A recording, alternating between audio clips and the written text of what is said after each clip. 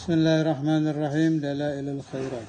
Kalau syarah halaman 68, matan halaman 2. Kalau punya saya matannya halaman 32. Waqila di Rasulullah. Waqila dan ditanyakan di Rasulullah sallallahu alaihi wasallam, mata akunu mu'minan, kapan aku menjadi orang mukmin? Wa fi lafdhin, dalam lain riwayat akhara, yang lain riwayat, mu'minan shadiqan, orang mukmin yang betul-betul mukmin. Qala, Nabi Muhammad sallallahu alaihi wasallam menjawab,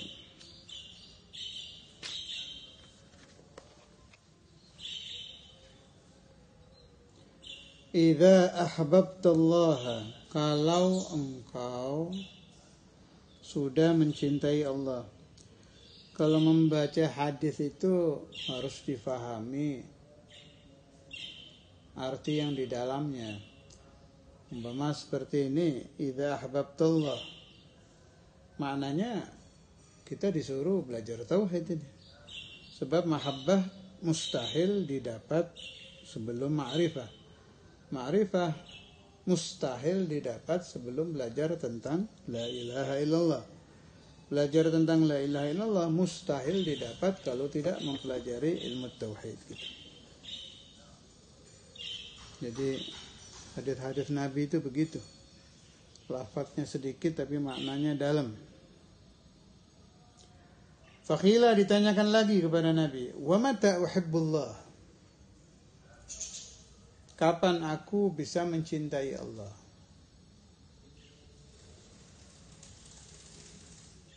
Enggaklah, dijawab lagi, idza ahbabta rasulah, kalau engkau sudah mencintai Rasulullah sallallahu alaihi wasallam. Nah, ini perlu dibahas sebentar ya.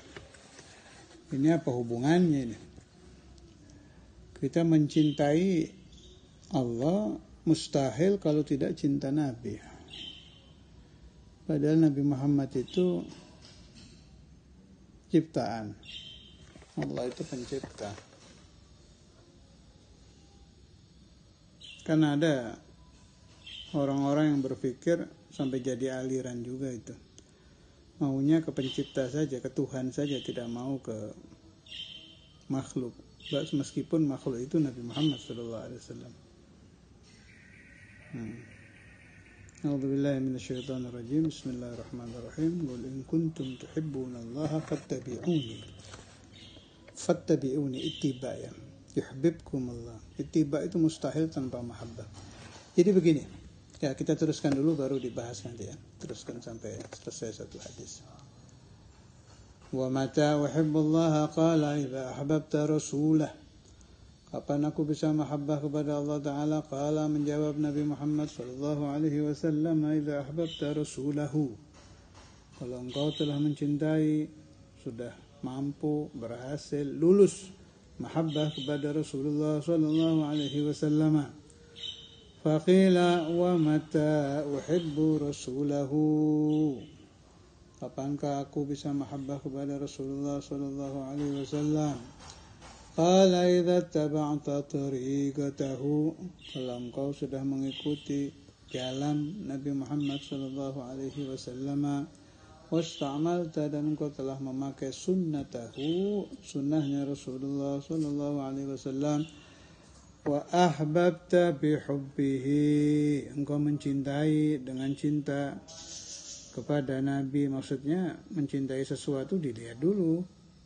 Saya cinta ke sesuatu ini, kema atau keman, ke sesuatu atau ke seseorang. Rasulullah sallallahu alaihi wasallam suka enggak kalau saya cinta kepada fulan? Abghadta bi bughdihi, membencinya juga karena kebencian Nabi. Si fulan dibenci Nabi apa tidak ini? Kalau dibenci, saya ikut benci. Dicintai, saya ikut cinta. Jadi sudah tidak pakai pilihan hati lagi. Hatinya tidak memiliki pilihan lagi. Yang ada di hati mengikuti pilihan Nabi Sallallahu Alaihi Wasallam. Ini bacanya mah gampang, prakteknya ini waduh, butuh bertahun-tahun, butuh dituntun, butuh bertahun-tahun, butuh mujahadah, butuh proses. Wa walaita bi wilayatihi wa adaita bi adawatihi. Engkau bersahabat, engkau mencintai ya dengan cintanya Nabi, dengan persahabatan Nabi. Wa adaita engkau memusuhi bi adawatihi, juga dengan permusuhan Nabi sallallahu alaihi wasallam. Tidak pakai hawa nafsu lagi. Wa yatafawatun nasu fil imani ala qadri tafawutihim fi mahabbati. Jadi iman seseorang itu sampai di mana? Iman itu, makna iman di sini darajatul iman ya, darajatul iman. Sudah sering saya bahas kalau ainul iman la yazidu wa la yankus. Ya. Darajatul iman, samaratul iman. Ukurannya itu tingginya seberapa mengikuti ukuran mahabbatun Nabi sallallahu alaihi wasallam. Ya sudah begini, ini takdirnya Allah, tidak bisa, nggak lewat sini nggak kira berhasil. Ada orang yang maunya serba Allah saja. Kalau ceramah, alhamdulillahirabbil alamin, sholawatnya hilang. Mau apa-apa makan, bismillahirrahmanirrahim, sholawatnya hilang. Melakukan apapun Allah dipakai, tapi Nabi tidak. Itu ya imannya tidak akan naik. Kalau dia mukmin ya, kalau dia muslim ya apalagi tidak akan naik ke iman.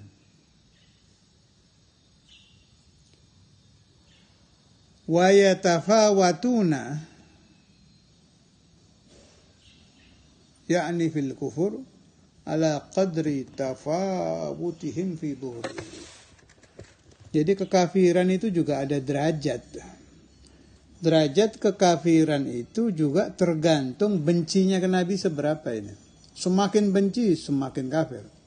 Semakin tinggi darajatul kufur. Waliyadzubillah, na'udzubillah, tsumma na'udzubillah.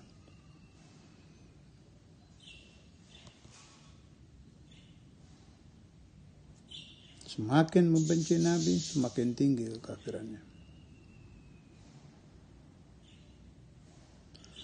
Ala, ingat-ingat, la iman liman la mahabbatalah. Tidak akan ada iman bagi orang yang tidak ada mahabbah kepada Nabi. Ala, ingat-ingat atau ketahuilah, la iman liman la mahabbatalah. Ala la iman liman la mahabbatalah. Sampai diulang 3 kali ya. Kalau diulang 3 kali makna masalah ini penting. Wa qila li Rasulillah sallallahu alaihi wasallam. Sampai segitu hadisnya.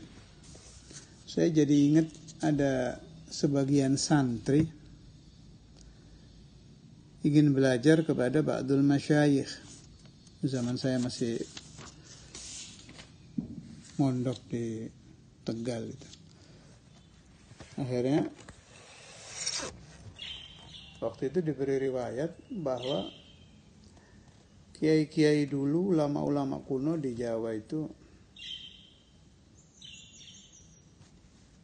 sebagian tidak mau menerima santri kalau tidak istikharah dulu. Itu bisa kita lihat di manaqib ulama-ulama itu. Istikharah dulu, ini orang khair baru diterima. Kemudian santri yang mau masuk itu akan diberi keterangan, ilmu saya tidak akan bisa kamu ambil kalau kamu tidak mahabbah dulu kepada saya gitu. Ternyata di hadis ada. Ya ini dalilnya. Naam, suratul ilm bisa. Si santri hafal alfiyah 1000 bait bisa. Hafal zubat 1000 bisa, hafal Quran bisa. Tapi kata Syekhuna Kiai Said itu ilmunya tidak akan melewati leher. Dari mulut sampai di batas leher. Nggak bisa masuk ke hati. Lebih dalam lagi tidak bisa. Segitu saja.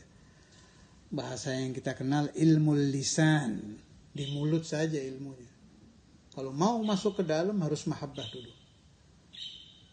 Kalau untuk kita mahabbah kepada Ustadzul Imam Sayyidina Maulana Al-Walid Habib Abdullah bin Bagih, mahabbah kepada Imam Al-Habib Habib Abdul Qadir bin Ahmad bin Bagih, dan ke atas. Punya guru siapa, punya guru sampai ke Syekhul Awal, mahabbah kepada Rasulullah SAW. Kenapa harus begitu? Ya sudah begitu itu aturannya. Beda ini. Ilmu din itu ada nur. Karena itu silahkan Anda lihat. Siapapun, secerdas apapun, sehebat apapun hafalannya, kalau mengambil ilmu din dari universitas, dari dosen-dosen, ilmu dapat. Tapi nurul ilm tidak akan Anda lihat ada. Apalagi sampai dzauqiyah. Paham bisa, hafal bisa. Tapi seleher, ilmu lisan. Kalau ingin sampai ada nur, harus lewat pesantren. Sebab di pesantren ada hal-hal yang tidak bisa ditiru oleh sekolah-sekolah umum, meskipun madrasah agama. Universitas baik di dalam dan di luar negeri yang namanya universitas. Beda dengan pesantren.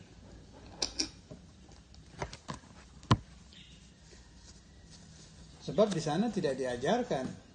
Dosen itu tidak akan mengajarkan ada Syekhul Ta'lim, Syekhul Tarbiyah, Syekhul Nadar, Syekhul Fatah, Syekhul Madad, Mahabbatul Syekh, Mahabbatul Rasul Sallallahu Alaihi Wasallam, harus mengamalkan ini. Tidak ada, itu tidak ada. Masuk, yang perlu ditulis di papan, atau mungkin zaman sekarang sudah tidak pakai papan lagi ya, pakai layar. Kemudian buka kitab ini, halaman ini sampai halaman ini, terangkan, paham, tidak paham, tidak ada urusan, pulang. Itu ilmu bisa, asal ada modal cerdas, rajin, bisa, paham bisa, tapi masuk ke dalam tidak bisa. Ada lagi nasihat yang saya dapat dulu itu, kalau kita mempelajari babul wudu, setelah paham artinya ya, kemudian dipahami, kita harus mengamalkan. Setelah mengamalkan, baru kita akan mendapat nurul wudu yang masuk ke hati. Cahaya karena mengamalkan perintah Allah Subhanahu wa ta'ala yang namanya wudu. Itu pun masih muqayyad, harus ikhlas. Tidak ikhlas yang nggak dapat. Begitu juga semua amalan-amalan yang lain. Kecuali katanya ziarah ke aulia, apalagi guru ya, yang bukan guru saja itu katanya begitu kita sampai masuk ke makamnya para wali itu langsung mendapat nur dari si wali yang kita ziarah itu. Nggak pakai syarat-syaratan, duduk aja, asal mahabbah. Nah, itu asal mahabbah. Asal mahabbah. Kena dapatkan nur. Kembali kepada kitab.